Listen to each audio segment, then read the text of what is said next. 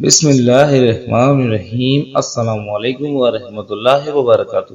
جب ابن ملجم نے حضرت علی رضی اللہ تعالیٰ عنہ کو زخمی کر دیا اور آپ رضی اللہ تعالیٰ عنہ بستر موت پر لیٹ گئے تو ایک دن آپ رضی اللہ تعالیٰ عنہ کے بیٹے حضرت حسن رضی اللہ عنہ روتے ہوئے آئے۔ حضرت علی رضی اللہ عنہ نے ان سے فرمایا، اے میرے بیٹے، مجھ سے پھر مزید 4 باتیں یاد رکھو۔ حضرت حسن رضی اللہ تعالیٰ عنہ نے کہا کہ ابا جان، پہلی 4 باتیں کون سی ہیں؟ حضرت علی رضی اللہ تعالیٰ عنہ نے فرمایا، سب سے بڑی دولت عقل کی دولت ہے، سب سے بڑا فقر حماقت ہے، سب سے بڑی وحشت خود پسندی ہے، اور سب سے اچھی صفت خوش اخلاقی ہے۔